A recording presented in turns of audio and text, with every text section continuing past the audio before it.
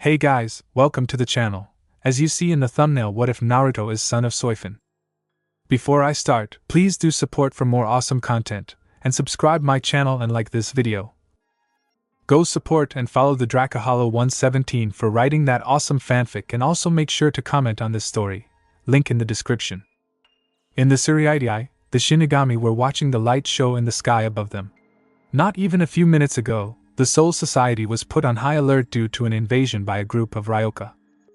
The captains of the 13 court guard squads were watching the spectacle while one captain was staring at it, reminded of what happened 6 years ago. Soyan stared at the bright light, watching as it sparked and glowed so much like the technique of a single man so long ago. She reached and clutched her hand over her heart. Taicho Soyan was broken out of her trance. Take what is wrong? Omida Marekio looked at his Taicho in worry. Soyan blinked several times. It's nothing at all. Soyan looked at her lieutenant with a steeled expression. Have all 2nd Division troops ready for combat. If those Ryoka get through, then we need to capture them quickly. The last thing that we need to deal with at the moment is chaos now. Marekio stood straight. Hi Taicho. Omida turned towards the 2nd Division members next to him. You heard Soyan take him out. They ran off but suddenly stopped when they saw the massive light split apart into separate directions. Soyan cursed, damn new strategy. She turned to Omida, follow 11th Division, try to locate the Ryokano.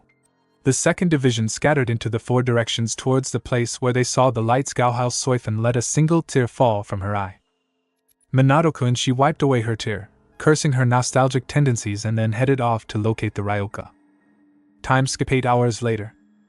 Soyan sighed as her and her squad entered the barracks. They had not found any trace of the Ryoka, and unlike the 4th Division, they did not carry energy pills around at all. Temeso, her squad needed rest, and today had been incredibly stressful for her. She had to leave the squad group several times. That light created by the Ryoka brought up so many memories she had tried to suppress for years, and everything she saw after that reminded her so much of things she had hoped to forget. Marekio saw the state his captain was in. Taiko, are you alright? She inhaled deeply and spoke in a cold voice, but Marekio heard the emotional strain in it. Lieutenant, I wish to be alone for a few hours. Please let all squad members know that I am to be left alone. Should they disturb me, will kill them personally. She walked away from Omida and headed towards her quarters while Marekio thought to himself. What the hell is up with the captain? He sighed to himself and walked towards the sleeping quarters for the rest of the squad to deliver the message. With Soyan. Soyan walked through the barracks trying to hold in the coming tears. She swept past every one of her subordinates, and refused to make eye contact with anyone. She saw the entrance to her quarters and sprinted for it, slammed open the door, and closed it shut behind her, and then broke into sobs. She curled herself into a ball, and simply laid there crying all the while, thinking to herself. Minato Kumisachi, why did you have to die? I have lost everyone I ever cared for. Why did I have to lose you both? She sobbed into the night. For an hour she just laid there crying. When she finally stopped crying, she simply lay there, tracing the floor with her index fingers, mumbling to herself questions of why and how. After an hour of doing this, she gently pushed herself up, but because of the physical strain on her body from patrolling and crying, it was rather difficult. She finally managed to push herself up. She looked at her closet and walked towards it. When she got there, she reached for her captain's haori and removed it, gently folding it in even parts. She then removed her zanpakuto and placed it on her bedside. She turned towards the mirror in her room and began to remove her Amatsukido uniform. First she removed the upper portions, and gently began to reveal her skin, and showing a few scars on her body from when she trained with Yorikish revealed her medium-sized breasts. Both were perking up from the cold in the room. She then removed her lower half of the uniform, revealing a pair of black panties. She looked at her body and began to trace the scars on her body, and her upper left shoulder were 5 slash marks from an animal Yorichi had sparred with her in cat form. And accidentally cut too deep on her back. She traced the scar she got from fighting an extremely powerful hull. She had barely made it out of there alive, and the last scar, the one going across her stomach, the one that was a permanent reminder of what she almost had. The scar was the result of a cesarean section from the one and only child she ever had. They had to cut out the child, because the strain from the birthing would have killed them both had they not.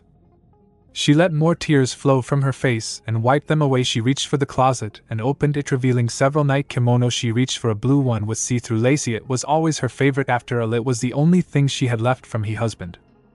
She placed on the kimono and walked over to another door. She sighed and opened it, revealing a shrine. She kneeled down and began to light candles. As she prayed, the shrine held a single picture. The picture was of a man with blonde spiky hair, electric blue eyes, and a winning smile. He was wearing a white cloak with flames licking the bottom of it. It looked much like her captain's hair, reminiscent a few differences. The man in the photo was her now deceased husband Namake's Minato. She looked at the picture and then at the wedding band in front of it. She reached for it and looked at what was engraved on the band. To my loving Bumblebee, me beautiful wife, I will love you even beyond death. Soifin could not take it anymore. She fell over and dropped the wedding band and let a few tears fall. She did not notice one tear land on the gem of the wedding band until the gem glowed bright. Konoha has some time. Konoha was silent tonight. The sky was dark, and there were shooting stars in the sky. If one were to look at it and not hear the screams of pain from one blonde-haired Jinchuriki, he would think the village was paradise.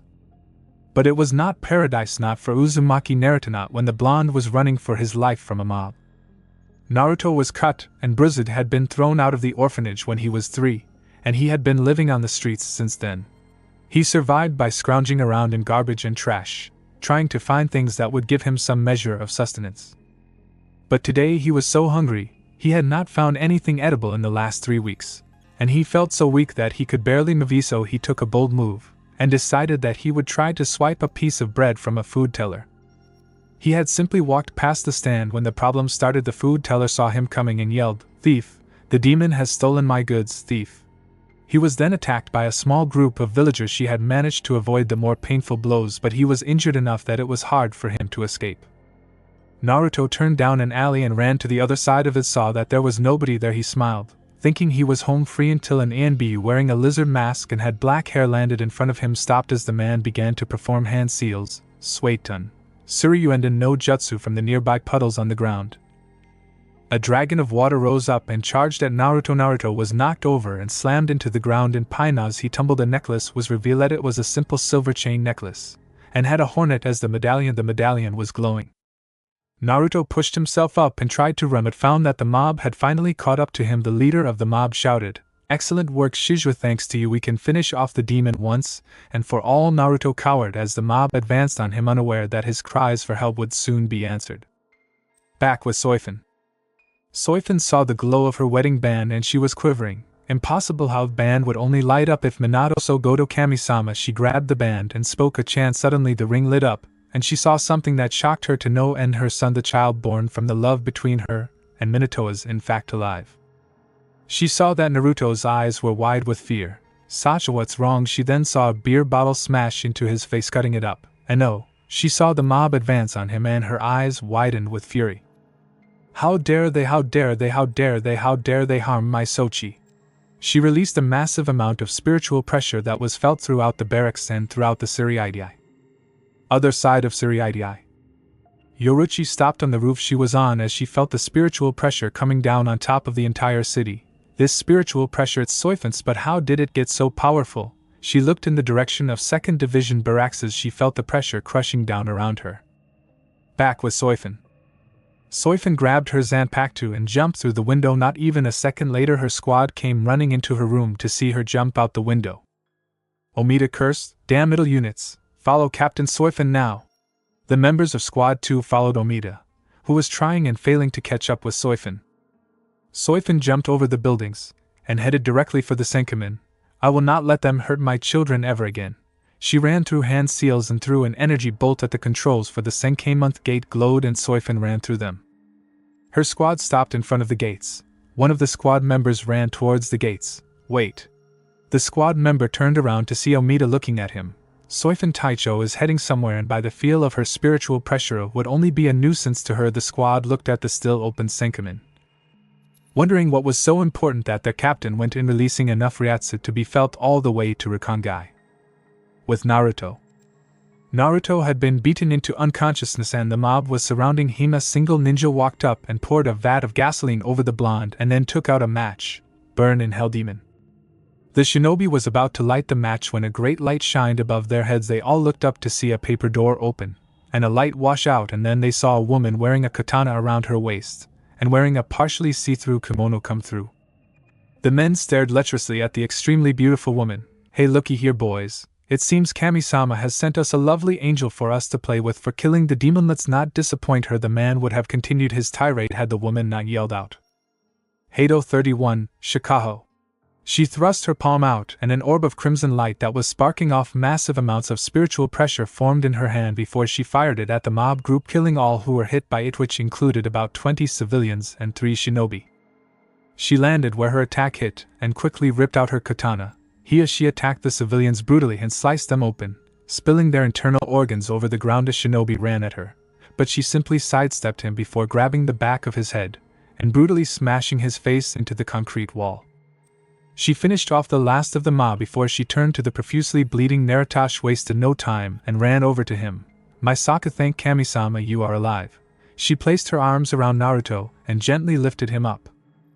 At the end of the alley, Sarutobi and a group of ANBU arrived. They were shocked to see the alley littered in blood and dead bodies, but they were even more shocked to see the woman, especially the 3 ANBU wearing a cat, rat, and snake mask. "Soifun-sama?" They did not have time to ask as Soifun looked at the still open Senkamen and jumped towards it. Sarutobi ran to stop her, but he was not as fast as he used to be. Sarutobi watched as the Senkamen began to close but was surprised when it stopped closing. "Whatever that door is, we need our top forces to go in after Naruto. I will not fail Minato's last wish." He turned towards his shinobi. "Everyone, locate all members of A and B unit. Museo have all members ready for S-rank combat. No one is exempt. Geo." A resounding group of highs was heard as the ANBU scattered to locate the members via special flare. The ANBU circled up and went through hand seals and then slammed their hands onto the ground. "Ninpo, Museoro." A tangent of seals spread out from their palms and then shot into the sky. The light quickly transformed into the symbol for Museoro, a 6-point star with a single crescent moon in the middle of the star.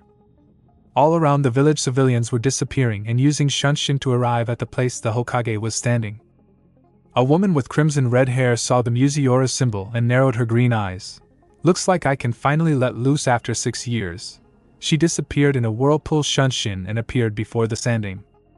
The Sandame looked at the group. "Attention, an unknown person has kidnapped Uzumaki. Naruto must go and retrieve him. Come on."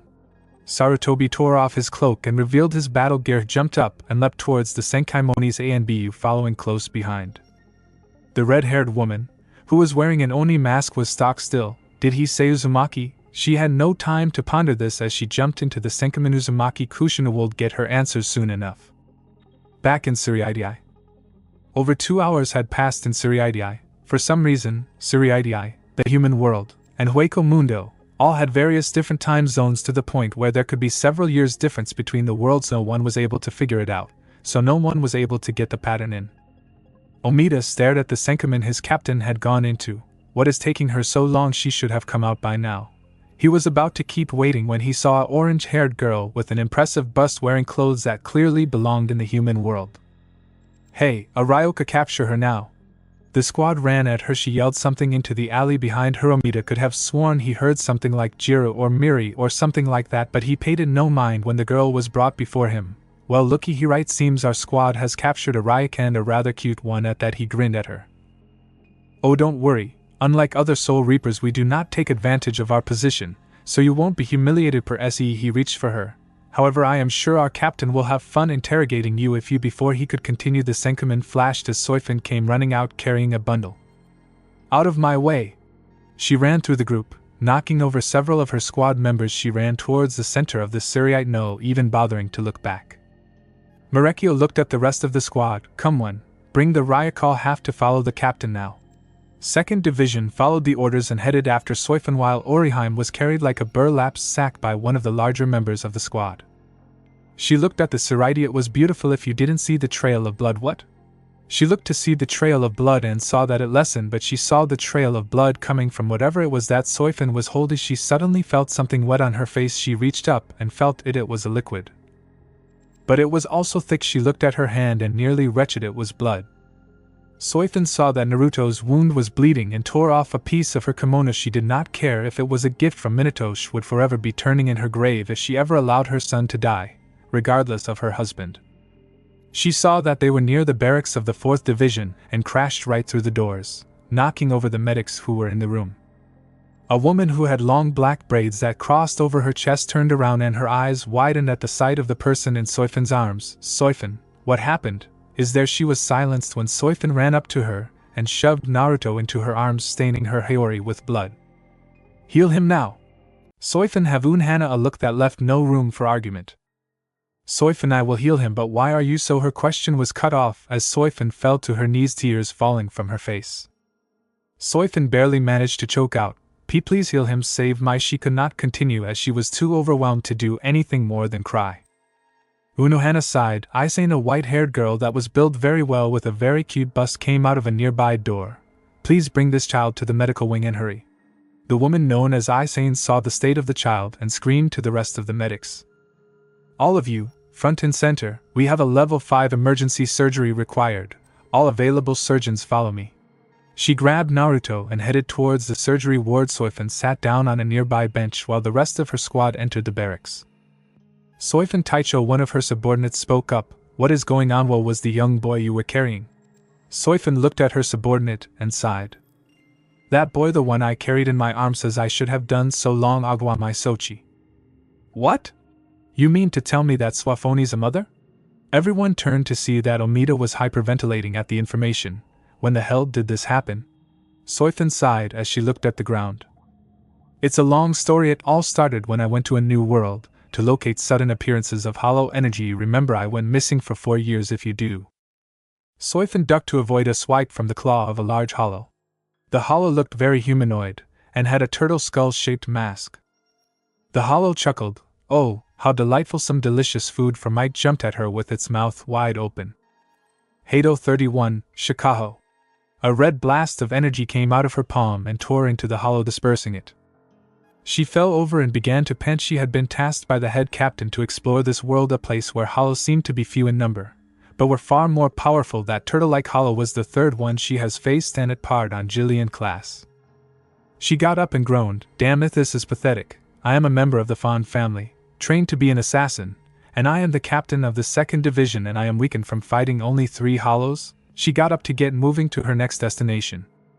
GRRAGGGH, but had to jump out of the way when a massive set of claws tore into the ground around her. She got up and looked at what had attacked her to find another hollow. But this one was different.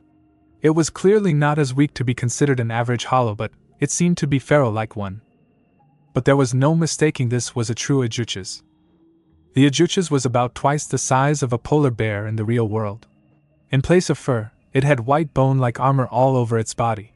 The creature's teeth were pure white, with large amounts of crimson and green, most likely leftovers from meals. Its claws were black and sharp. The creature's eyes, however, they continuously shifted between yellow and red.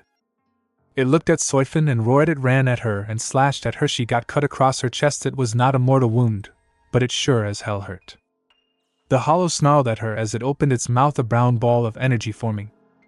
Soifin was quick to act and moved out of the way right as a Siro tore through the landscape around her. She cringed as the hollow's eyes went from golden to blood crimson. The eyes began to drip a red fluid as it began to stalk over to her, but it stopped and suddenly ran away.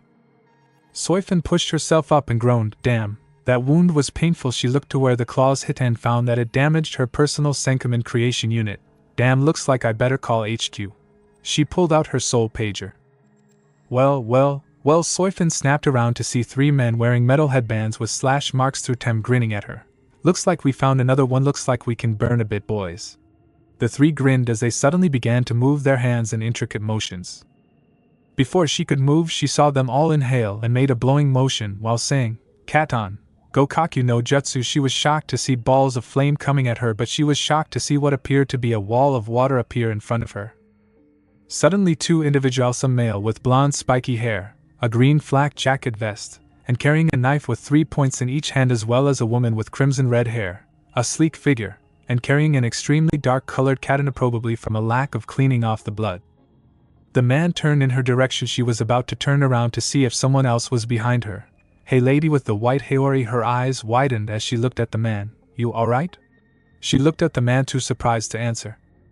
He can see me how? Does he have a high amount of spiritual pressure? She was broken from her thoughts when the woman yelled. Hey, manage your head in the game and Haration those damn traitors. The woman began to twirl her katana as the blonde-haired man, who Soifin assumed was Minato, turned towards the battlefield. Yes, Kushina-senpai. He threw the kunai at the three men and suddenly a flash of light appeared, and all three men were dead. Soifan's eyes widened in shock. The men were there a second ago and now they were gone. Minato turned to Soifan. "Soyo alright?"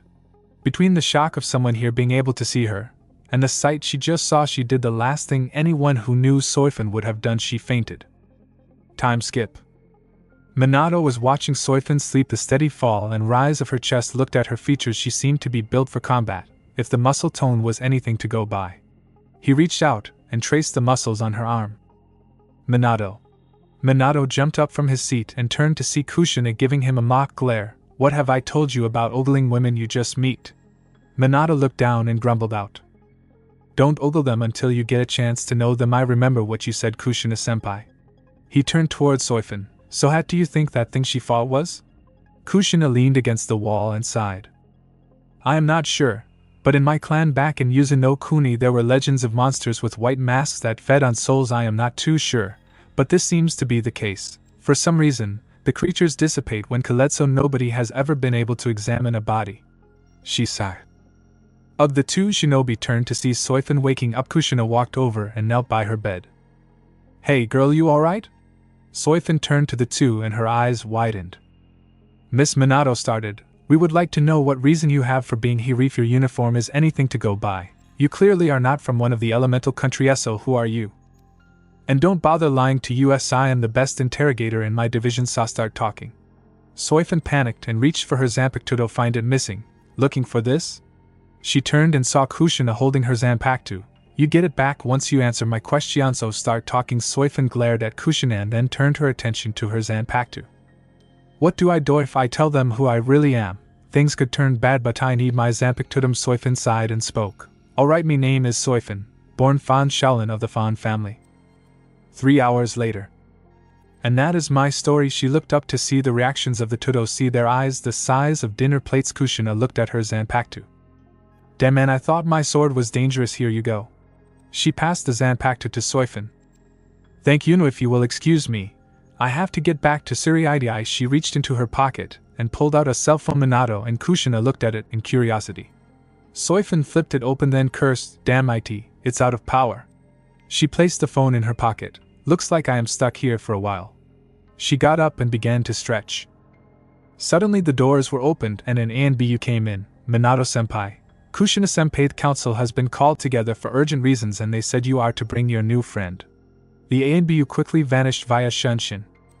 "They know about her. How we're the only ones here?" Unless Minato looked around and saw a vent, walked up to it and removed the critique curse. The vent had traces of what appeared to be rat prints, and if he knew one thing, it's that Root carried a rat summoning contract. How else could they have found out? He got up and headed towards the door. "Come on, we mustn't keep the council waiting." The three walked out of the tent. Soifan was at the ready in case she needed to fight. "This is the worst time to have no power in my soul pager." Council room. Minato, Kushina, and Soifan entered the council room to see all the clan heads, the lead civilian merchants, and the elders all sitting around a large table. Sarutobi looked up. "Ah, Minato, Kushina, I see that the three of you have arrived. I am sure you are wondering why we have called you here." "Actually, yes, we would also like to know how exactly you all found out about Soifan so damn quickly, when I made sure that no one has seen her." Minato released a small amount of killing intent that actually scared most of the clan elders. Danzo stood up. "Mind your tongue, Minato. Do not forget that we as the council have privileges, ones that allow us to do as we please so long as it is for the good of the village." Kushina ripped out her katana and pointed it at Danzo's throat. "Keep talking, old man, or I will cut off what is left of your body." She released some killing intent to make her point. "Anyways, everybody turned to Tsum. Now that all of us are here, we can start the meeting." Everybody nodded as Minato took his place in the Namike's seat. "Namike's minute out of the council have read through various reports on your success, and have found that you are quite possibly the most able shinobi to date. As such, we wish to name you our new yondaime." "What?"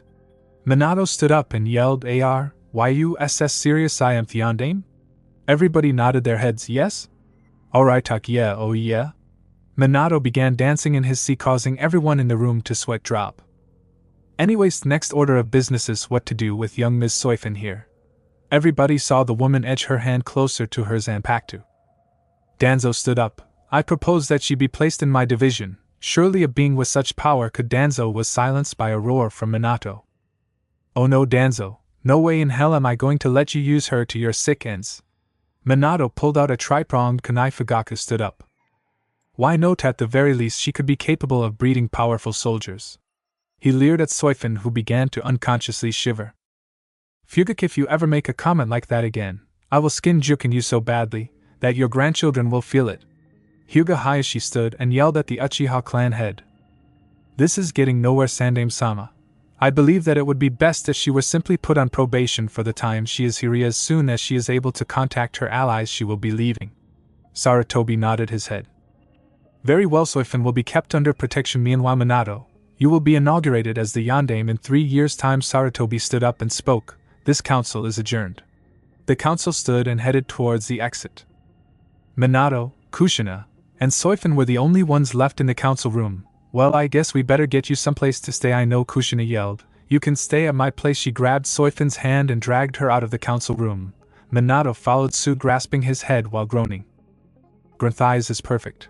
He sighed and walked out of the council chambers. Later on, Kushina, Minato, and Soifin were sitting in a ramen stand, and all three of them had about 10 bowls next to them. A young Tucci was grinning like a madman. With this much money, I will be able to start my own restaurant. Yes, he continued to stir the broth and noodles as Kushina and Soifin conversed. So you are the last in your clan and you are the head of your division? She began to chew down on some more ramen while Soifin answered. Pretty much, meant the stuff is good. She gobbled down another bowl of ramen. Yup, when me and Mina-chan here, she said while pinching Minato's cheek. First met we had a ramen eating contest. I kicked his ass and ever since then he has called me senpai. Soifin looked at Minato with a raised eyebrow. Is this true? Minato nodded his head as his mouth was full of ramen noodles. Yep, it's true. Ever since we have been great friends. Saltod, rumors going around that he and I are dating are extremely annoying. She huffed as she glared at a nearby civilian who seemed to be talking about them. Soifin giggled. She may be stuck here for a while, but after what she has seen it can't be all that bad. Time skip 8 months later. Kushina, Minato, and Soifin were at a beach after they had secured a victory for Konoha in Kirigakure. They had managed to defeat the Sandaime Mizukage, and had instated Yugura, the Jinchuriki of the Sanbai, to lead. Soifin was wearing a one-piece bathing suit that perfectly complemented her features. Kushina was wearing a green two-piece and Minato was wearing a simple bathing suit. The three were throwing a frisbee around, albeit poorly, especially since Soifin and Minato were ogling each other when the other was not looking. Over the last 3 months, the two have grown fond of each other. Kushina was grinning off to the side. Time for plan, matchmaker. She walked past Soifin, who was ogling Minato, and accidentally tripped her. She fell over as Minato was turning around and the two crashed into each other in a very compromising condition. Soifin was straddling Minato while Minato had his arms around her waist. When he tried to catch himself, the two looked at each other and proceeded to blush like tomatoes. Minato stuttered, Soifin-chan. He was silenced when Soifin did something he never expected her to, dash at him right on the lips. Minato's eyes widened as Soifin connected her lips with his. She separated for breath and placed her hand on Minato's face. Minato-kun. She rested her head on his chest and said, "To love you." Minato looked at Soifin in shock, but it quickly turned to happiness. Soifin-chan, I love you too. He pulled her chin up to face him, and their lips connected. Kushina was off on the side grinning. Operation Matchmaker success. Time skipped 2 years and 4 months later. Minato stood on top of the Hokage Tower wearing his new uniform, with his wife Soifin at his side. The two had gotten married a week ago with only a few people attending, due to the fact that they wanted to keep it secret. He walked towards the balcony and spoke up. People of Konohagakure no Sato, I am pleased to announce that Inamikaze Minato have been named your Yondaime Hokage. The crow cheered as they threw many objects in the air, ranging from streamers to their own hats. Minato smiled and returned inside. Kushina was at the side grinning. Well, Mina-chan, it seems you finally got your dream. Minato smiled at Kushina and walked over to his wife. Yes, I got my dream, and Ed Soifin's head, and more. He had Soifin as she grabbed the back of his head. Kushina rolled her eyes. Oh boy. Time skip. Kushina was babbling incoherently as she heard what Minato said. Are you serious? Minato and Soifin smiled as the Shinigami captain patted her belly, which was noticeably a bit bigger. Yes, I am serious, Kushin. In 6 months me and Soifin will have a child and we want you to be the godmother. Jiraiya has already been nominated as the godfather and we believe you would be the best influence on our child. Kushina began to stammer while Soifin smiled. Yes, I could not think of a better person to be the godmother, so please Kushina, will you accept? Kushina sighed as she looked at Minato. You two are going to keep asking me until I agree, aren't you? The two nodded, causing her to smirk. Alright, we'll keep an eye on your little cherub. The three continued with conversations as to when the baby would be born and other things. Soifin smiled when she first came here. She could not wait to go home and now she doesn't want to leave. She looked at her belly and smiled. My little Naruchanyo have made mommy so happy, she sighed to herself as she placed her head on her husband's shoulder, smiling. 6 months later. Soifin was screaming in pain as she was giving birth. She was losing blood and fast. The doctor in charge cursed, son of a bitch, if we don't do something both of them will be dead. We need to perform a cesarean section now. He pulled out a scalpel and looked at Soifin. Soifin-sama, I am sorry but we need to perform a cesarean section, this will hurt. Before Soifin could say anything, the doctor placed the scalpel in her flesh and proceeded to open an entrance to her womb.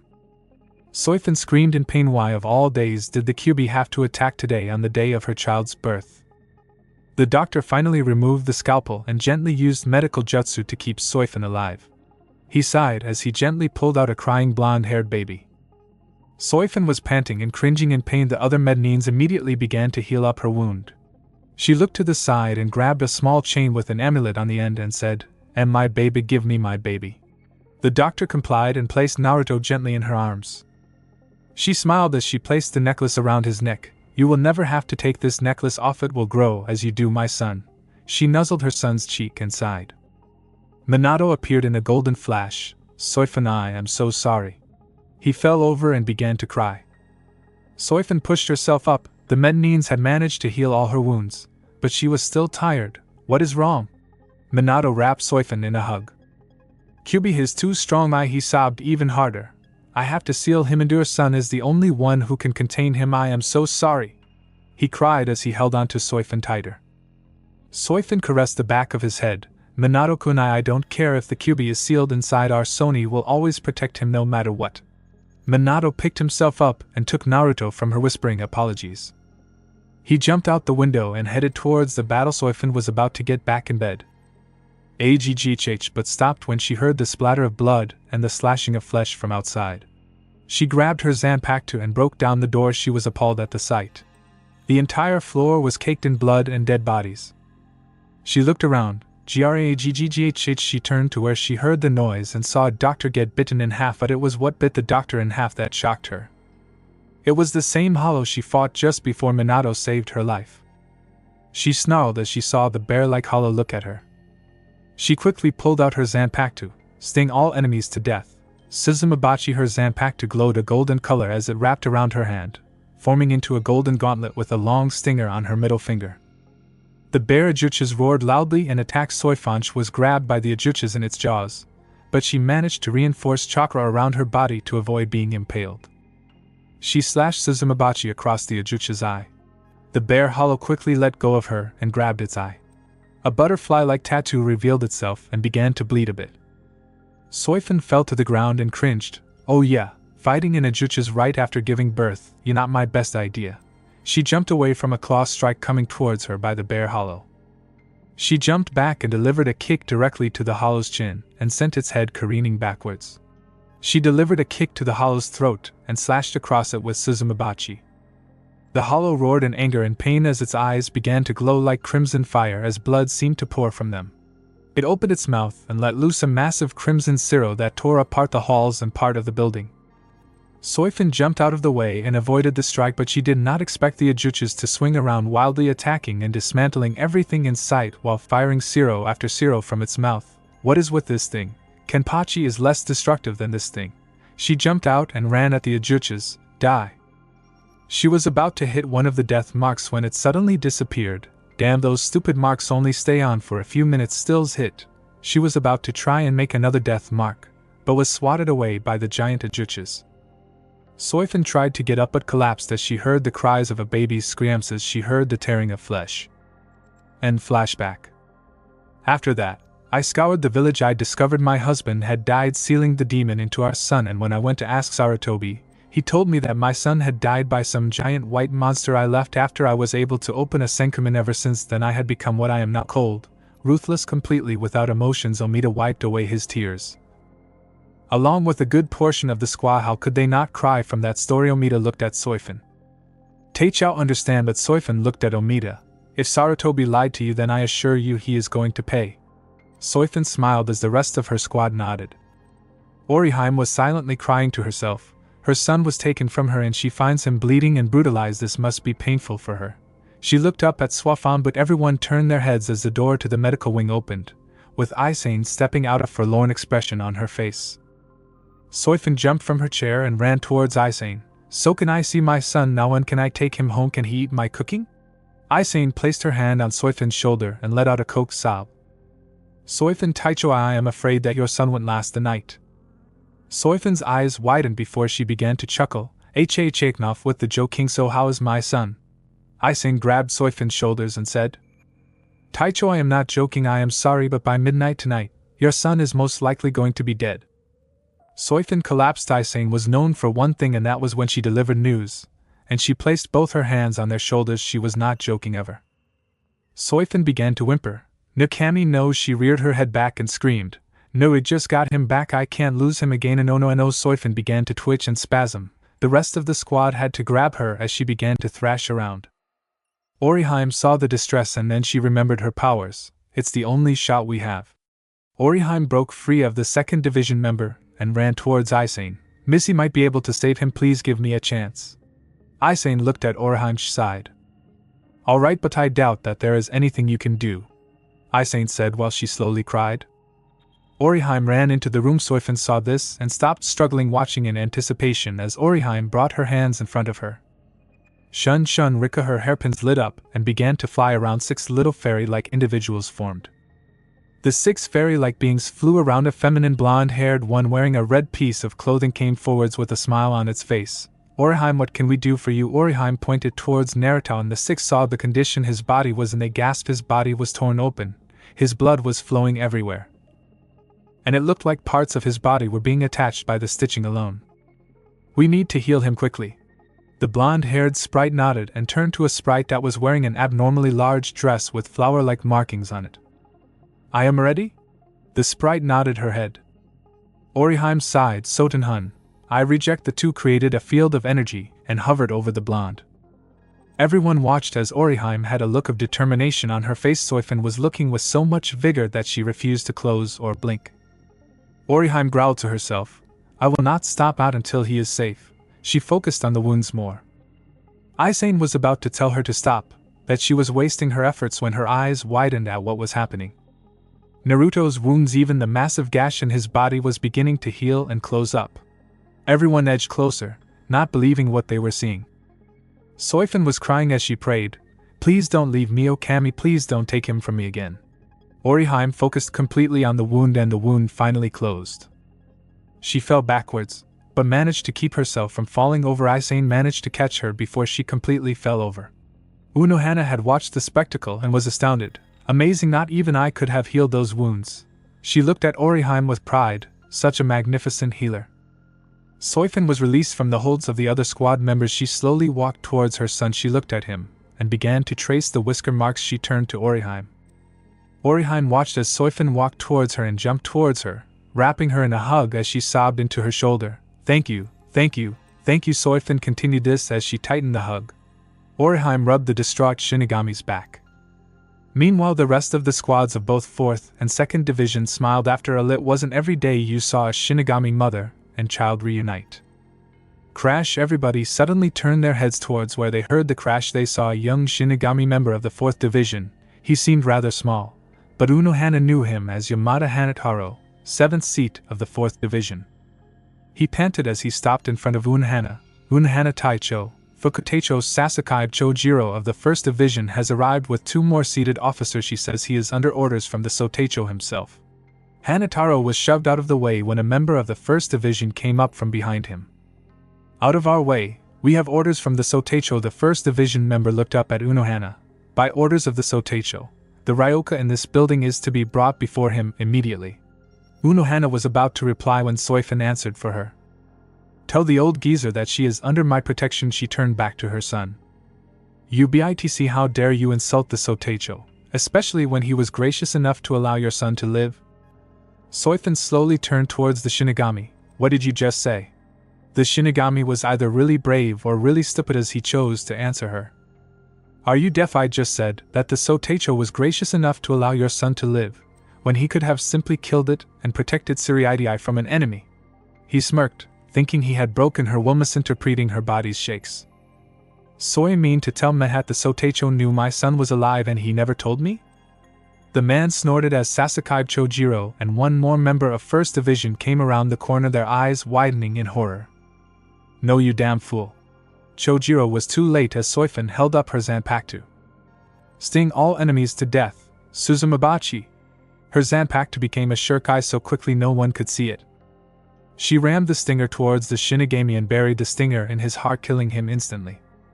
Soifin turned towards the First Division members and released massive amounts of both killing intent and spiritual pressure. The two First Division members were crushed by the force as she walked towards them. Chojiro was trembling at the feeling. This is so powerful, not even the Sotecho can do this. Soifin grabbed Chojiro's throat and began to squeeze. Where is Yamamoto now? Chojiro began to choke as he answered. The Sotecho Hei in the meeting hall with the other captains.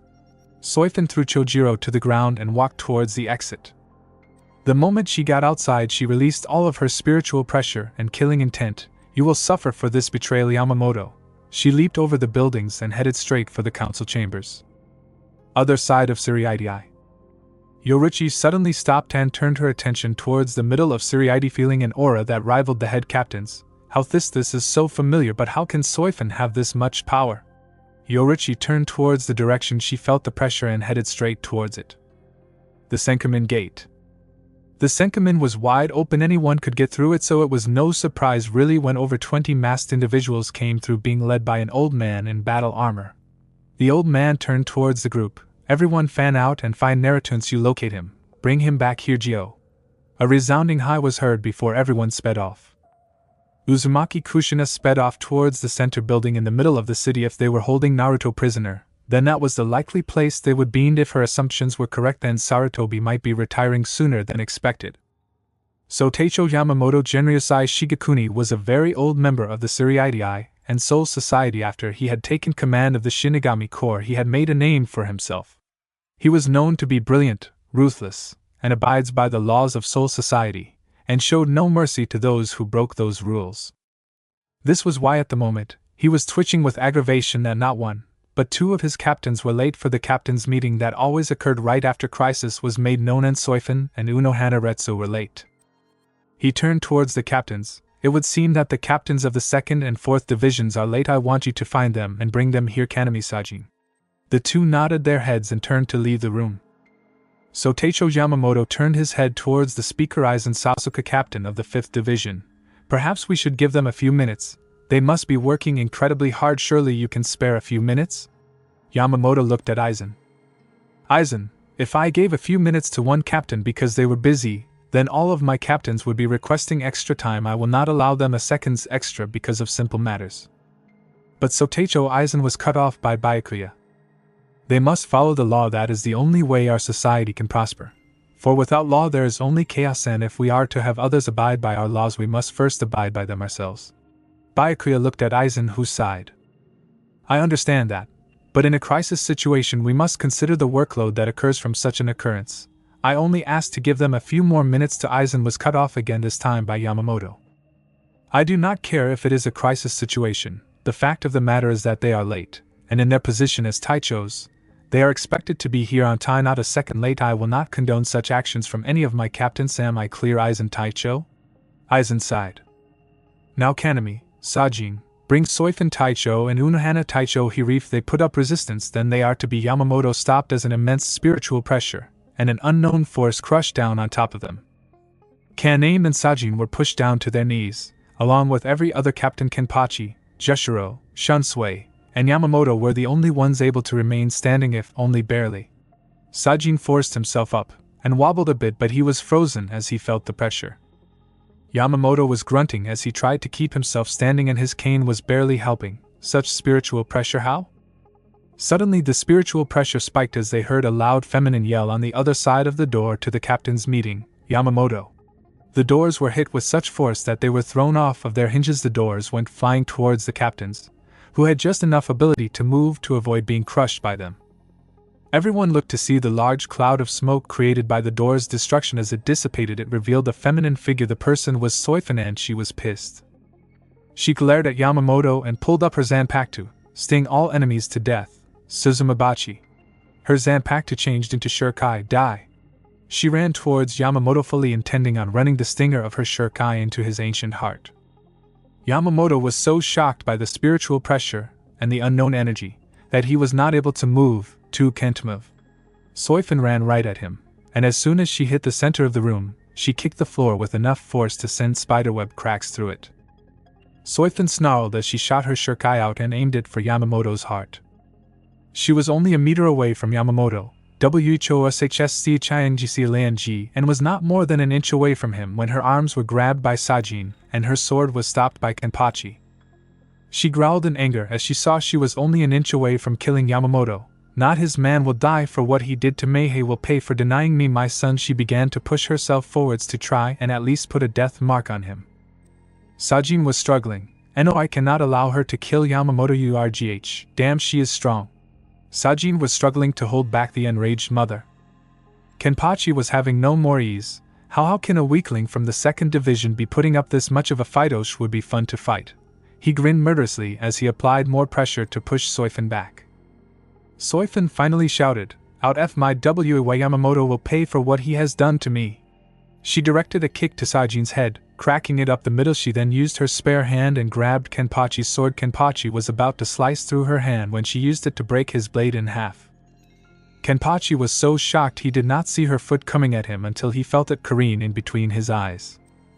She turned her attention to Yamamoto, die, and tackled him to the ground. Once he was lying on his back, she brought Suzumabachi up as she grabbed him by his throat. Kurowaken, black stinger. The stinger on her hand instantly turned black and began to release a dark ryatsu. Be honored, you are the first person I have ever used this on, die, you bastard. She threw her arm forward right towards Yamamoto's throat. Yamamoto saw her throw the hand forward and closed his eyes, awaiting for the piercing of flesh clan, but opened his eyes to see Shunsui, Yukitake, and Kenim stopping her Kurowaken from running into his throat. Shunsui grabbed Soyan's arms and pulled her off the head. Captain, now Soyan, if the Sotecho was caught taking nude photos of you, I am sure we can dissolve this civilly.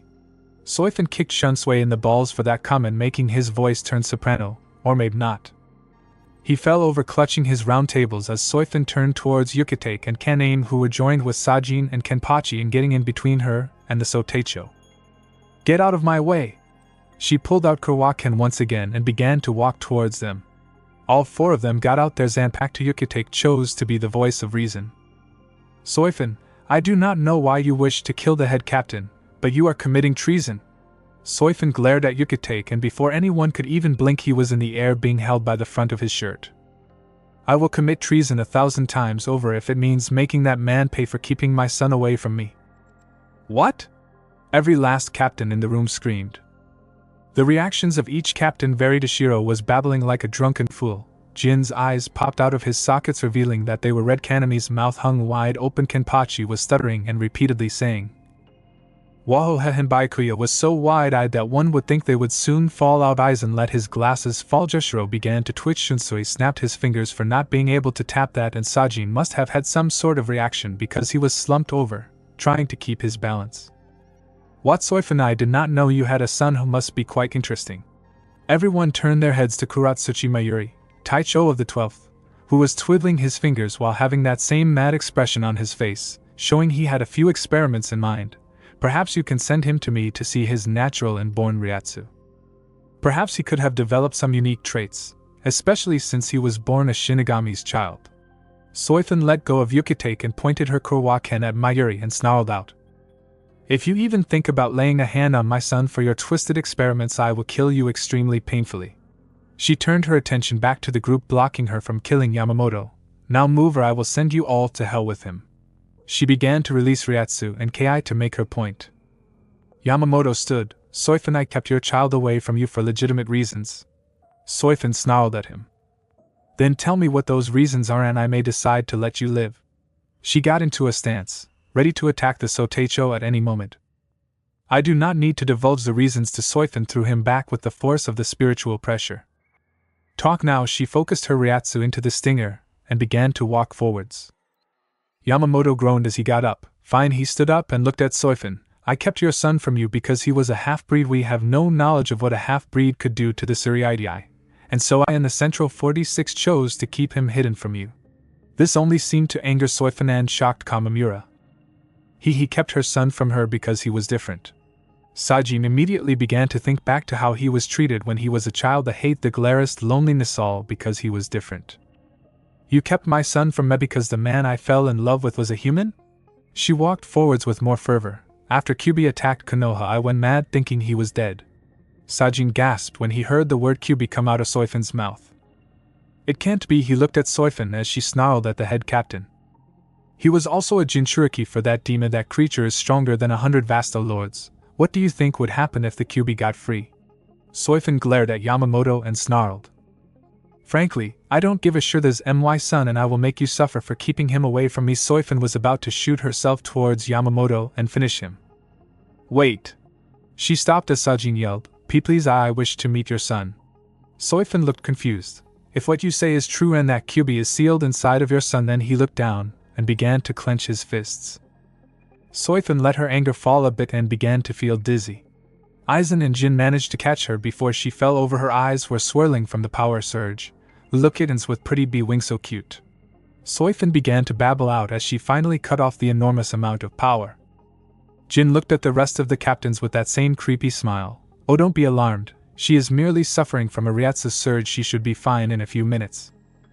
3 minutes later and Soifin was speaking coherently again, albeit she was having trouble standing, but she was alright. Thank you, Jin Taicho. Aizen Taicho. Aizen smiled. Not a problem. So Teich. The captains looked towards where he Dorswellis to be and saw several shinigami standing there. So Teiko, a larger group of Ryoka have infiltrated the Tsurugi. They are wearing white masks, but they are not hollows. They fight like a shinigami would.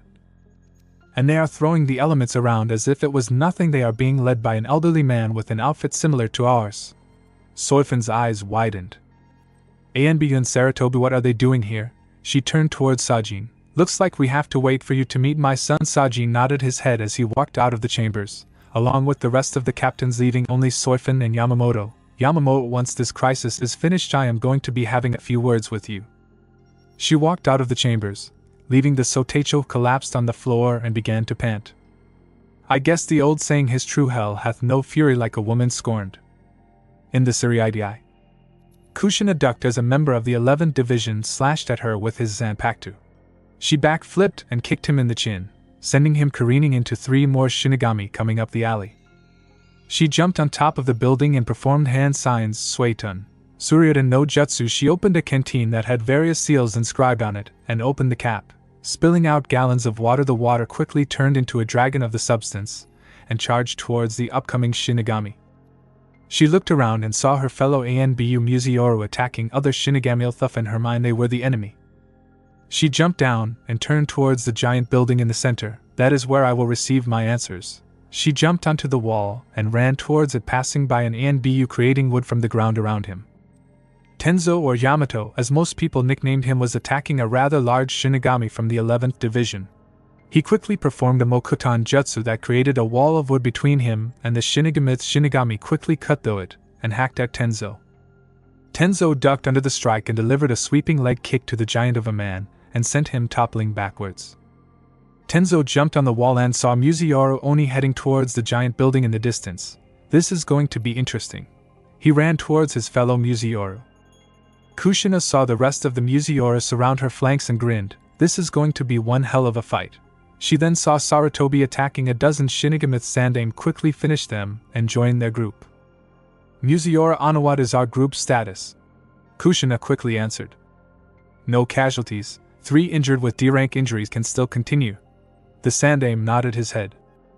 Good, now let's find Naruto and get out of here. He jumped forward and performed hand signs, Kuchios no Jutsu. A puff of smoke later and Enma was at his side. Saratobi, what is it? Hiruzen looked at Enma. We are on a search and rescue mission, Enma, and we need your help. Enma snorted in a happy way. Well, that's great, I have needed the exercise. He transformed into a long bow staff. The group of 21 hardened shinobi jumped over a wall and went stock still at the sight over it.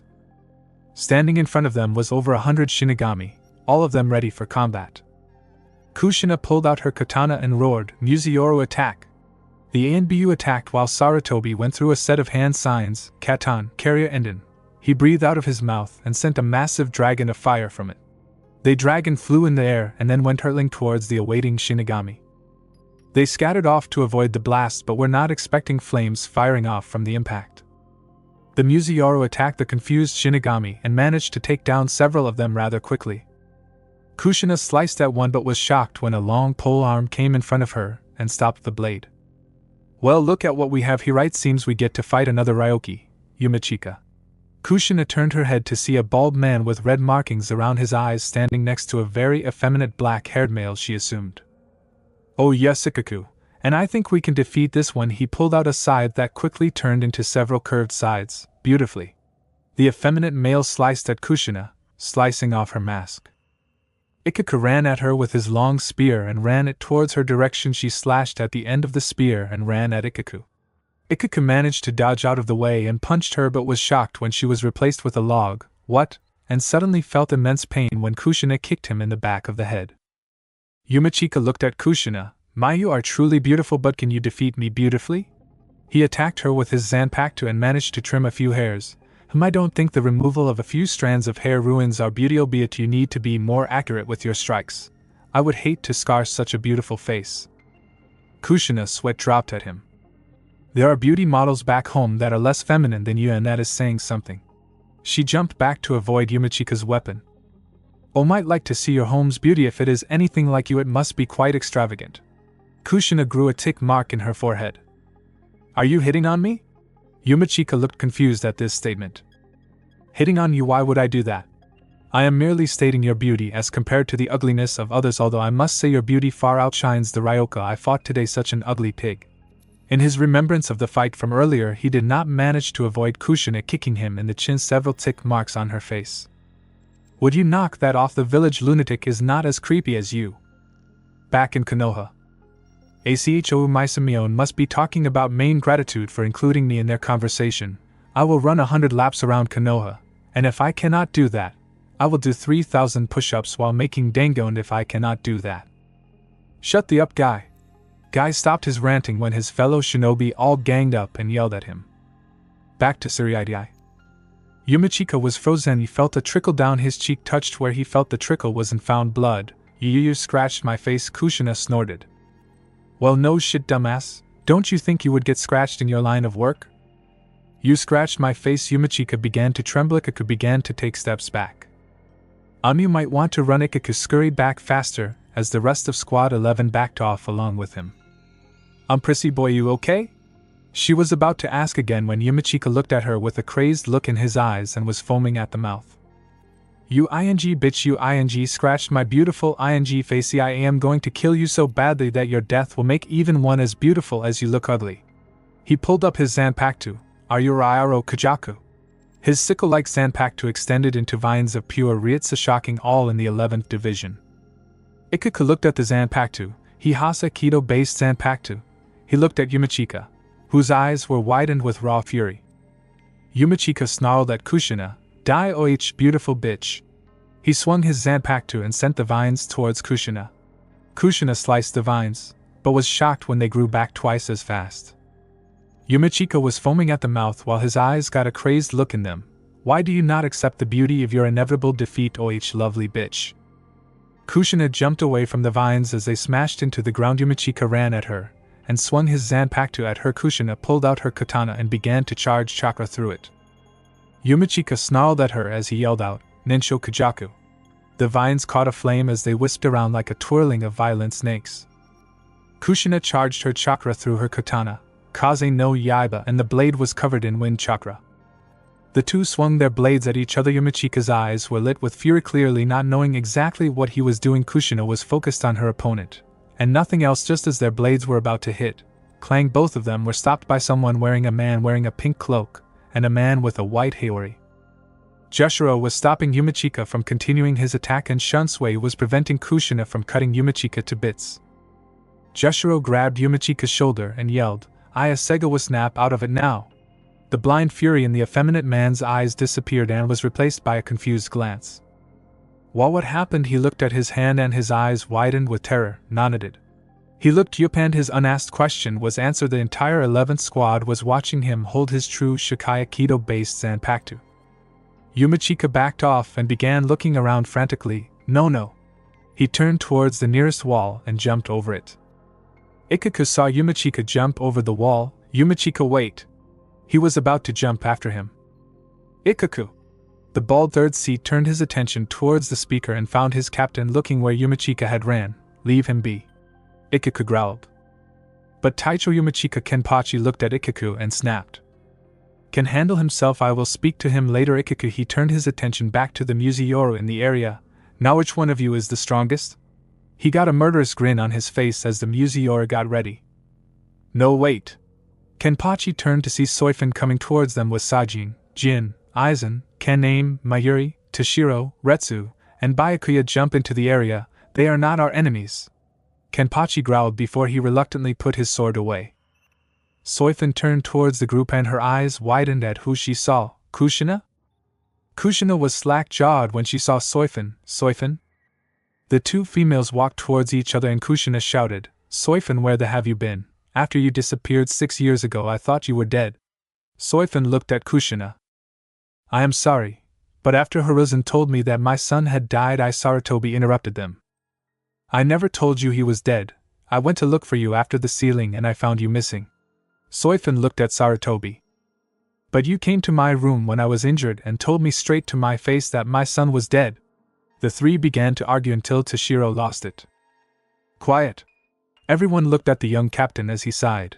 Now clearly something is going on here, and I think that we need to figure it out, but arguing with each other will not solve anything. The two shinobi and one Taicho looked down and grumbled. So everybody looked at Jin. Since all of us are here, why don't we go meet your son? Soifin quirked an eye and sighed. To guess we should, but... She looked at all the shinigami. If even one of you tries to pull a fast one and hurt my Sony, will kill you myself. Soifin turned towards the direction of the 4th division. Taicho.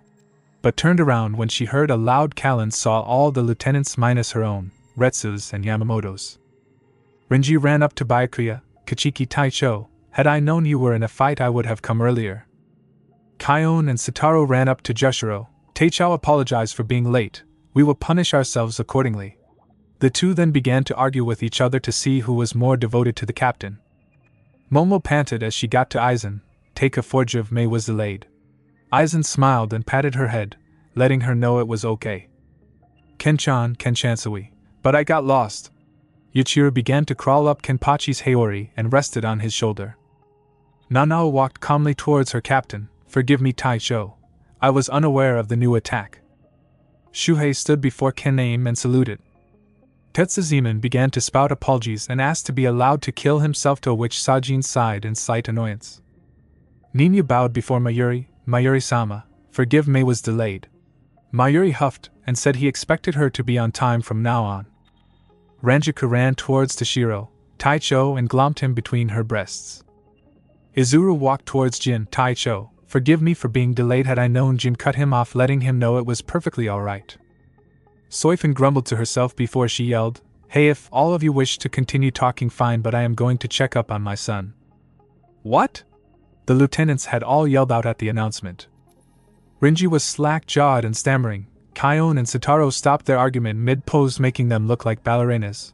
Momo began to sputter nonsense and random tangents. Nanao actually cursed, what the? And began sputtering. Shuhei began to twitch like crazy. Tetsuzeman jumped so high his glasses fell off. Nini showed actual emotion with a wide-eyed expression and an open mouth while making simple, noises. Ranjiku stopped hugging her captain and simply stared at Swafon, a blank look in her eyes, and Izuru fell over unconscious. Soifin quirked an eyebrow at the group. What is it so surprising I have a kid? The lieutenants, captains, and assorted shinigami looked away, not wanting to make eye contact, bastards. She turned towards the 4th Division. Come on. She quickly jumped up and ran towards the building. Ikaku was about to follow here. Ikaku. He turned towards his Taicho. Oh, check up on Yumichika Kami knows he needs it. He jumped towards the 4th Division, while Yuchiri yelled out, Good luck, Baldy. For once did not snap at her, turned towards the direction Yumichika went, and sprinted right for him. Toshiro was about to jump off when he noticed Ranjika was still staring into space. Ranjika, he began to wave his hand in front of her face. Ranjika, he poked her forehead, she fell backwards a little and fell right towards the captain. Oh god namph. The rest of his sentence was muffled out as Ranjika's impressive bosom began to suffocate him. Jin looked at Izuru and sighed. Perhaps I should think about better preparing him for such shocks. He grabbed Izuru and began to jump towards the 4th Division. Meanwhile, Yoruichi made it to the steps of the center of Siriidish, was shocked to find that only Yamamoto was in the building, along with a few low-class shinigami. Yoruichi looked around, trying to sense the ryatsu of the other captains. She finally found it heading right towards her. Oh shit. She jumped away and headed off to find Ichigo and the others as Soifin and the rest of the captains and their lieutenants arrived along with her.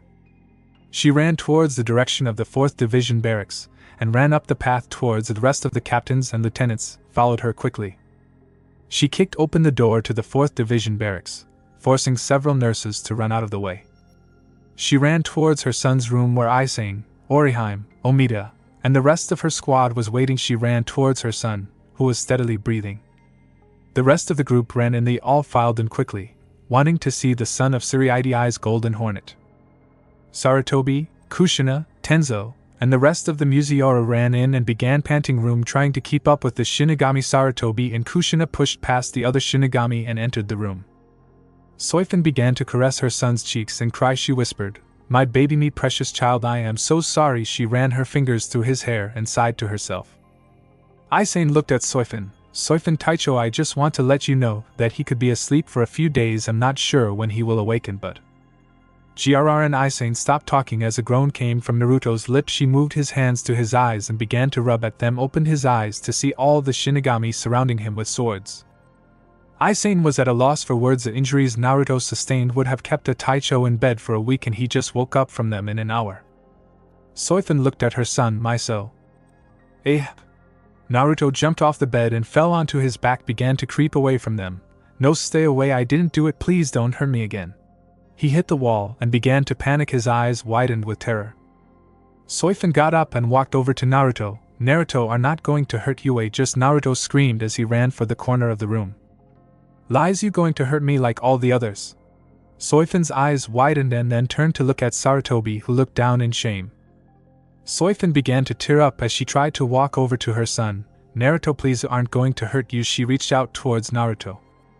Naruto saw the window and shot towards it, but Soifin managed to grab his shirt and wrapped him in her arms, preventing him from escaping. Now let me go, I want my Aji-san. He began to thrash and panic, trying to get out of her grip. The captains looked at this in shock. How bad was this kid's life that he reacts like this? Even Mayuri found himself wincing. Soifin began to sob uncontrollably. My baby, please don't leave me, please don't leave me. She was sobbing so badly she never noticed Sarutobi walk up to them and kneel in front of Naruto. Naruto continued to thrash, tears spilling from his eyes. Naruto's eyes snapped open and saw his Aji-san in front of them. Oh, Aji-san. Sarutobi saw Naruto still continued to struggle. Naruto, please let me explain. Naruto continued to thrash as Soifin whimpered from emotional pain. When you were born, we thought that both of your parents had died, but it seems that your mother was deceived into thinking you were dead. Naruto's eyes widened. His mother was alive. Your mother, Naruto, the woman holding you in her arms. Naruto's eyes widened as he slowly stopped his thrashing and began looking between Soifin and Sarutobi. Finally looked down and slowly looked up at Soifin. Ka-chan? Soifin stopped her crying as her eyes opened. Tears were still flowing from her face. She heard her son ask her, was she his Ka-chan? She nodded her head. Ka-chan? Soifin nodded again. Tears began to fall from Naruto's eyes. Kakashi-chan? Soifin whimpered as she nodded her head.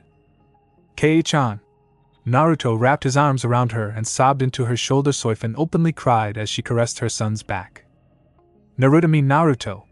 The two merely held each other in their arms. Mother and son were finally reunited.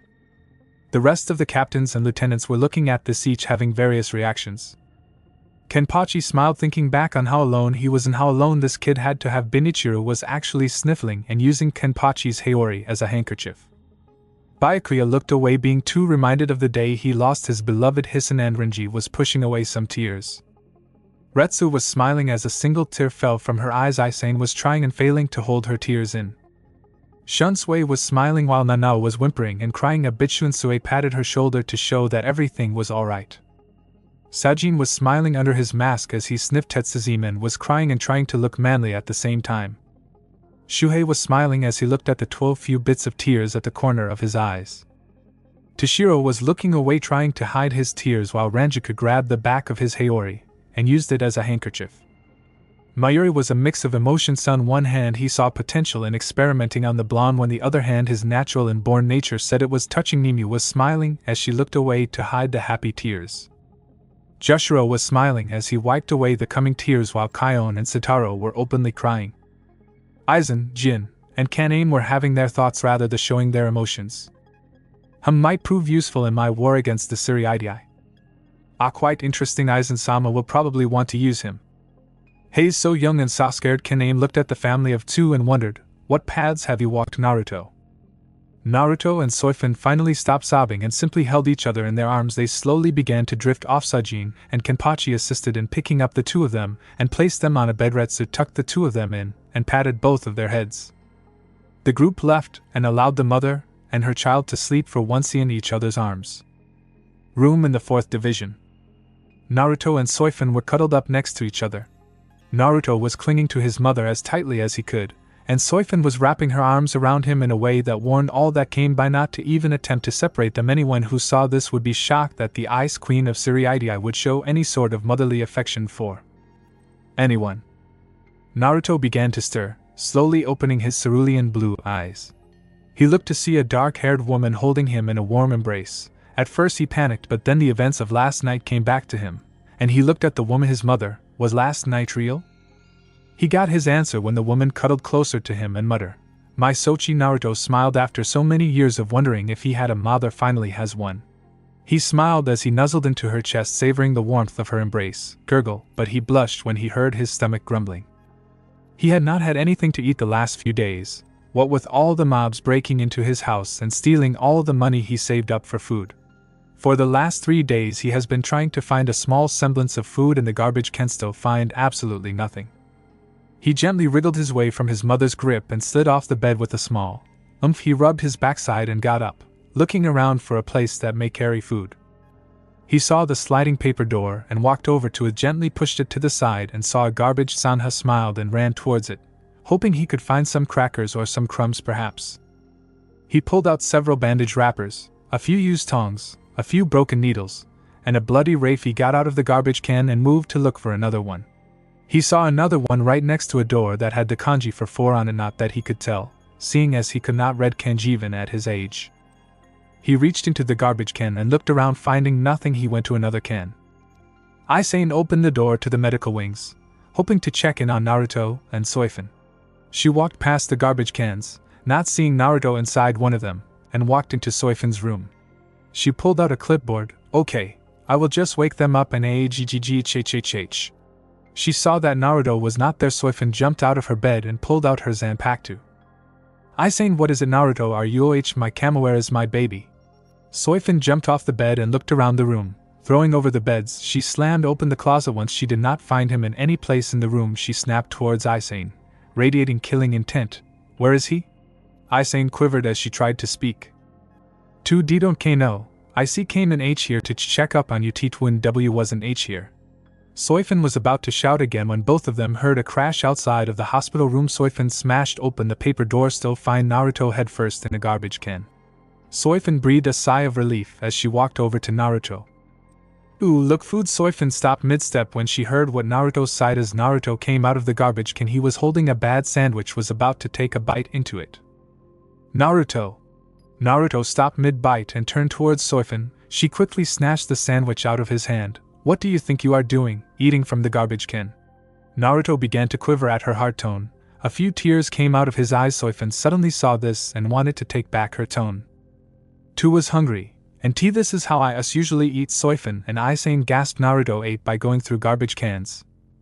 Isane quivered as she asked, when was tea the last time you ate? Naruto looked at Isane and said, I think 4 days ago. Soifin grabbed Naruto and wrapped her arms around him all the while crying, I am so sorry Naruto, if I had just stayed behind just so I could be sure you were dead you wouldn't have. Oh my Kami, please forgive me. Soifin sobbed into Naruto's shoulder. Isane meanwhile was thinking to herself, how could I have been so stupid? I saw how thin he was. I thought it was just from overbleeding. Kami, I am an idiot. She mentally beat herself up. Naruto began to stroke his Kao-chan's back, all the while whispering, it's okay Kao-chan, it's okay, I forgive you. Soifin clutched Naruto tighter to herself. She stopped sobbing after 5 minutes and took in deep breaths. Soifin looked at the clock. Well, looks like today is the first time. She picked up Naruto and headed out the door, followed closely by Isana, going to the last place she would ever be expected to be. The seated officers' breakfast buffet. Elsewhere, Yumichika was sitting on the edge of the Rukongai district, right at the place where he and Ikaku decided to become shinigami under Kenpachi's command. Back then he and Ikaku would go around picking fights, until one day, Ikaku was defeated by Kenpachi. Afterwards, they chose to become shinigami under Kenpachi's command. The two could not be happier. But Yumichika hid a secret from all of them. His Zanpakuto, his true Zanpakuto, was not suited for a pure combat division. It was Aikido's Zanpakuto. Granted, it was not the fact that he was not proper for the squad that he always hid this fact, it was the fact that he was afraid he would lose the only true friend he had ever made in life. Yumichika grit his teeth as he clutched his Zanpakuto. Damn, if I wasn't so damn obsessed with my beauty I would not have flipped out and overreacted because that woman kicked me in the face. He looked at his Zanpakuto in contempt, damn you, and threw it as far away from him as he could. He stood up and began to smash his fists into the tree. It felt like it was cutting into his knuckles. Crack. Yumichika winced in pain as he felt his knuckles break, but he did not. Kari kept attacking the tree, damn, and hit the tree with so much force on the last strike that he tore it from its roots and sent it flying into the other trees. Yumichika fell to the ground and looked at his mangled hand. She cursed as he slammed his broken hands into the ground.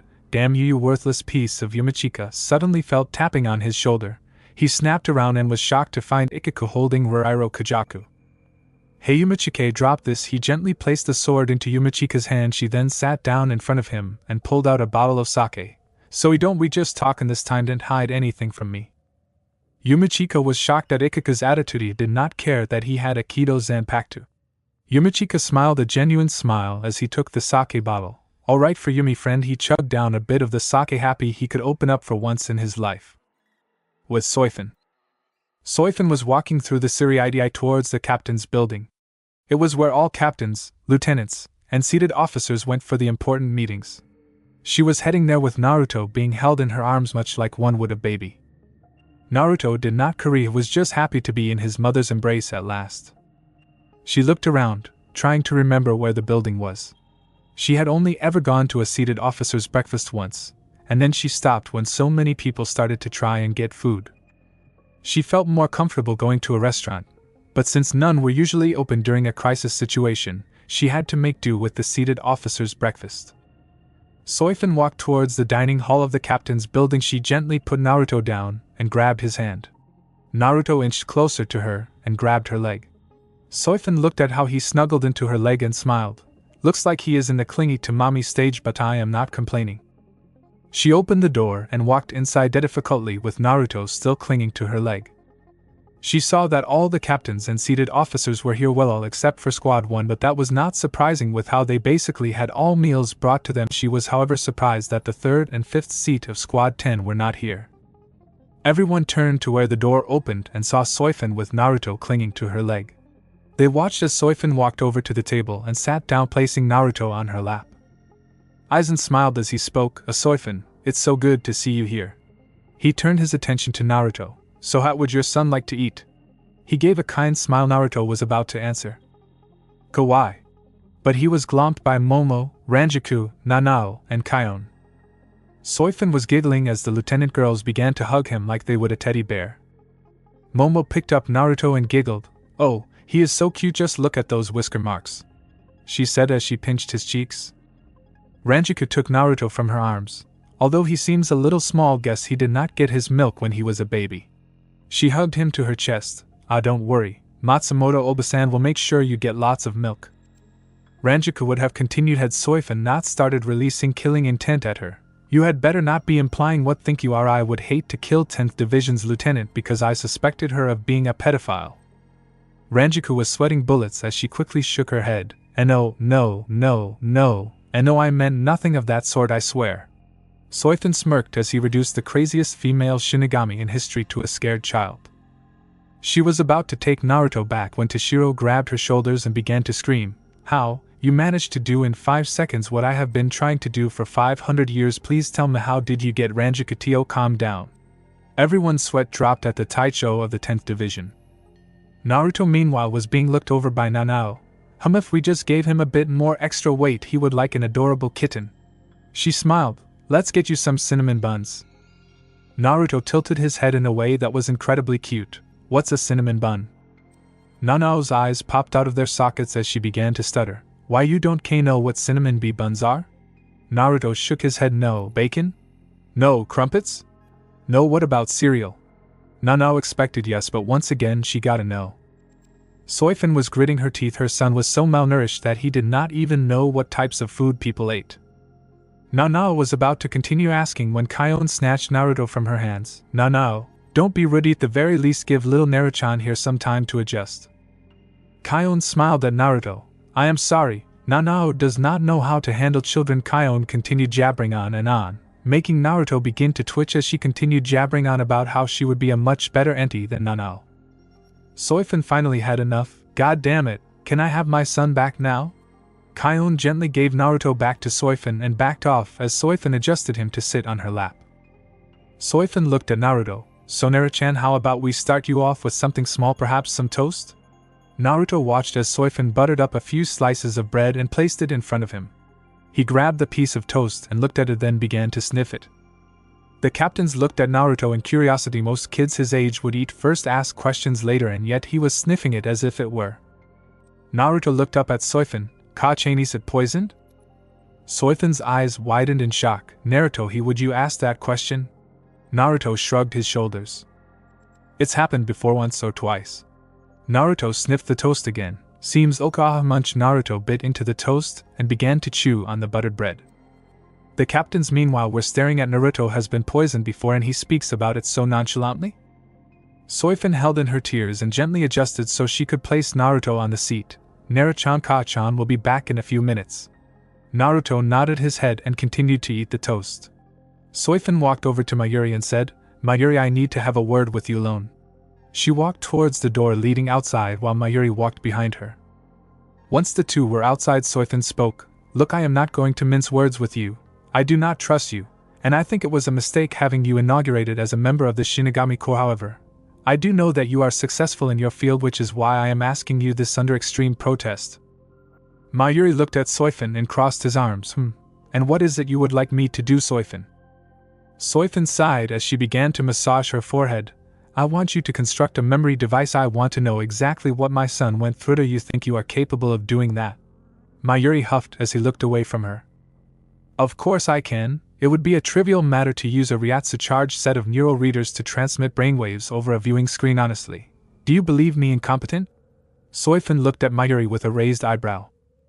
Do you honestly, Honestly, want me to answer that question? Mayuri snarled at Soifin and walked back inside. Soifin sighed as she followed the 12th Division's captain inside. Naruto was still eating toast while the other captains and seated officers were trying to get Naruto to try something else, only for him to refuse and stick to his toast. Omida sighed. He saw Soifin come in and spoke. Taicho, I don't know why, but your son refuses to eat anything besides the toast. Soifin quirked an eyebrow but then sighed as she smiled. She grabbed a cinnamon bun from the plate and walked over to where Nanao was trying to get him to eat a cinnamon bun. Come on, Naruto, it tastes really good. Naruto shook his head no as he continued to munch on his toast. Nanao was about to try again when Soifin placed a cinnamon bun on his plate and gave him a happy smile. Go on, sweetie. Naruto looked at the cinnamon bun and picked it up, began to sniff it like before and then bit into it. He smiled at the taste and continued to eat. She looked at the captains and seated officers who were shocked by this and giggled. "Oh, Commander, you honestly think he is going to accept food from strangers?" The captains sighed now, knowing why he did not accept food from others except for those he knew. Soyan smiled and sat next to Naruto, wiping the sugar off of his face. Ninu found herself giggling as she saw Naruto move around in his seat to avoid the motherly hanky of death. She went back to eating her meal all the while watching Naruto. Meanwhile in Konoha. The Council of Konoha was a complicated one. It was made up of the clan heads from each of the respected clans in the village. Occasionally one clan would be removed from power, and a new family would take its place. The council was also made up of civilian merchants who held a high amount of power in Konoha's economy. The job of the council was to advise the Hokage. However, when the Yondaime died, they used the opportunity to gain more power, essentially making the Hokage a figurehead. Since then the council has had control over all sayings in the village. Normally the council chambers were a place of peaceful conflict, debate, and compromise. Today was not one of those days. Crash Danzo smashed into the council walls, clutching his ribcage. He was about to try and get up when Fugaku slammed into him. Danzo's eye widened as he coughed up large blobs of blood. On the other side of the room, Sarutobi Hiruzen Sandaime Hokage of Konohagaku no Sato was in his battle uniform, holding Enma in staff form. "You have overstepped your boundaries." Danzo Fugaku Hiruzen stepped forward and before anyone could blink he slammed the end of his staff into Fugaku's ribcage. Fugaku coughed up blood as his ribs were crushed and broken. Hiruzen swung his staff upwards, bringing Fugaku up with him, swung it downwards into the council chamber, smashing Fugaku in the torso, and breaking the table into splinters down the middle. Fugaku was clutching his chest, not being able to breathe. Hamura and Koharu were trying to calm their old teammate. "Now Hiruzen, I know you're upset, but they were thinking about Konoha GGHH." The old man was silenced as Hiruzen buried his fist into his chest, breaking every rib and sending him into the wall behind him, leaving spiderweb cracks. His female teammate began to tremble in fear as she looked at Hiruzen. She was reminded of when he fought against an army of 100 IWA troops during the Second Shinobi War and how he did not even lose a manha, had slaughtered and butchered every last shinobi except for the current Tsuchikage. Hiruzen turned towards his female teammate, his eyes lighting with a fire that looked as if it could burn through one's soul. "Anything else, Koharu?" Koharu trembled at the look he was giving her but persevered. Hiru complees that they were looking for the V village's best interests. If that woman had known he was alive, we would have lost the Namikaze clan. She was grabbed by the throat and hoisted up into the air. She tried to grasp Hiruzen's hand to try and remove it, to no avail. Hiruzen snarled at Koharu as he made her look at him in the eyes. "Then apparently you and Hamura have committed treason. No matter what the circumstances, treason is punished." His eyes glowed with such ferocity it rivaled Kyubi's own. "By death." He threw her towards the wall and shot his staff forward, impaling her through her body, pinning her to the wall. He then turned his attention towards Fugaku, who was still moving, grabbed Fugaku's neck, such a pity snap, and snapped his neck, killing him instantly. Hamura tried to get up but fell back down when Hiruzen crashed his foot onto his spine, snapping it, and all the nerves in it. Hamura tried to move but Hiruzen quickly smashed his foot onto Hamura's neck. Hiruzen turned his attention towards Danzo, who was trying to push himself back up. Hiruzen walked over to him as he pulled his staff out of the wall.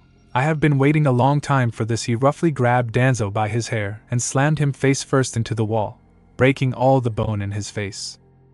He then threw Danzo into the splinters of the council table and spoke. "Danzo, you have been charged with treason. Your sentence is death." He walked towards Danzo, who even with a broken jaw managed to talk.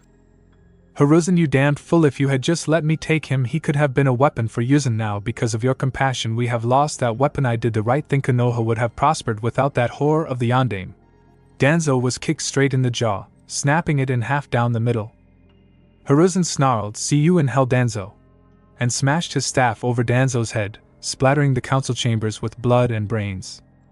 The rest of the council was frozen with fear. Nobody dared to make a move. The clan heads were shivering, afraid of how brutal their leader has become, and the civilians had either passed out from shock or soiled themselves. Some of them did both. Hiruzen turned to the council and calmly spoke. "Now I am going to be very frank with all of you and explain why I executed them." He walked to the middle of the council. "These four committed treason against not one, but two Hokages, the Yondaime, and myself.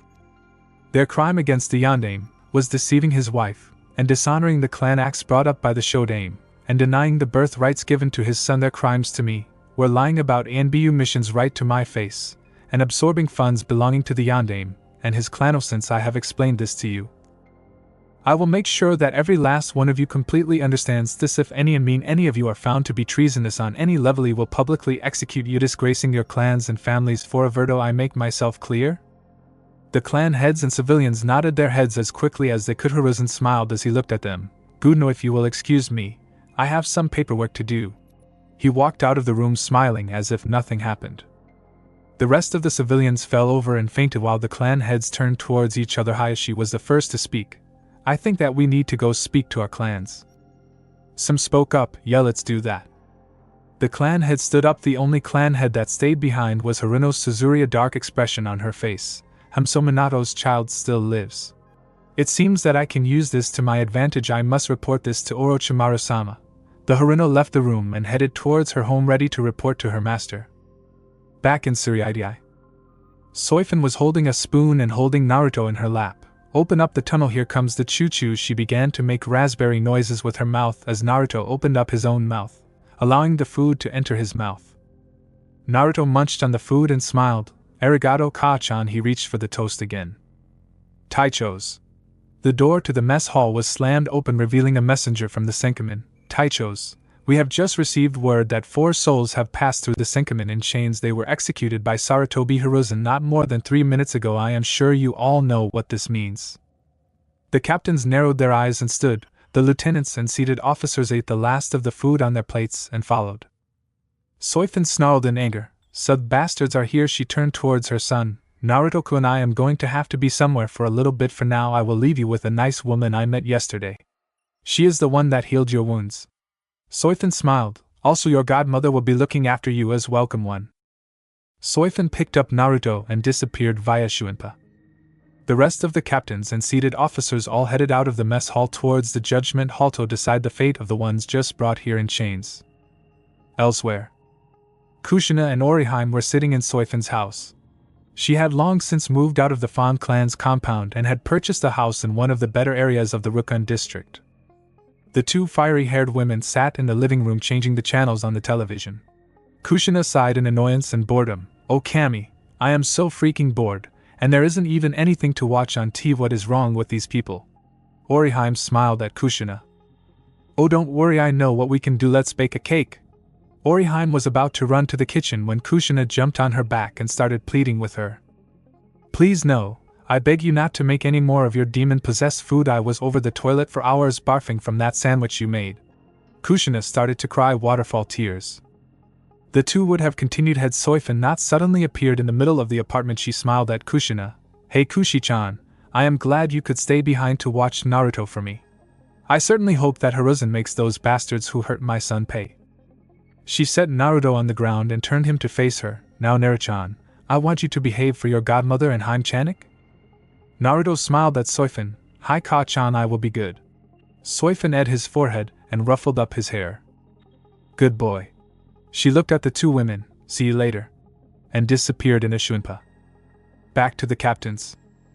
Soifin appeared in a seat in the chamber of the judge. It was a chamber that held seats for the 13 captains, 13 lieutenants, and a mass bench for the seated officers. The court was only convened when someone had committed a great sin, committing an act against the shinigami. In the middle of the room were 4 individuals: Uchiha Fugaku, Danzo, Yudatane Koharu, and Mitokado Hamura. Unlike most other systems in Soul Society, the Godai court was not commanded in any way, shape, or form by the Central 46. Rather, it was up to the captains, lieutenants, and seated officers to decide whether those brought before the court were innocent or guilty. However, since Yamamoto's reign, he has allowed the Central 46 to influence his decisions on the council. And since he holds a large amount of sway on the other shinigami, they usually follow his lead.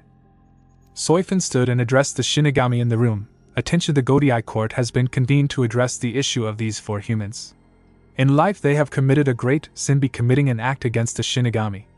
One of the seated officers of the 1st Division arrogantly spoke. "And what were their crimes, Soifin Taicho?" Soifin looked at the man. "Their crimes include lying to a shinigami, impersonating an ally of a shinigami to commit the lie, and making the child of the shinigami a scapegoat. My child." The ones who were not aware of this fact were shocked. The rest of the captains turned to the four. How do you four plead? Toshiro asked the four. Not guilty. All four of them responded. Soifin stood and spoke. The court is now convened. Should you be found guilty by this council, your souls will be banished to the lowest reaches of hell. The four began to sweat bullets as they saw the hateful look in Soifin's eyes. Back in Konoha, Mikoto sobbed to herself as she was delivered the news that her husband had been executed. Why did he have to do Hinami Fugakukuin? She sobbed to herself as she curled into a ball. The ANBU who delivered the news disappeared from the Uchiha compound. Meanwhile, the Elder Council were fuming and raged. Their leader had been executed simply because of them deceiving an outsider. Even if she was the Hokage's wife, she was just an outsider. The Elder Council made a decision then, and that they would do as Madara originally asked and make Konoha theirs. Thanks for watching this video. You really enjoy this video. Like, subscribe, and comment down below, and turn on that bell notification. Don't forget to support and follow Drakaholo117 for writing that awesome fanfic, and also make sure to comment on this story, link in the description. See you in the next video. Goodbye.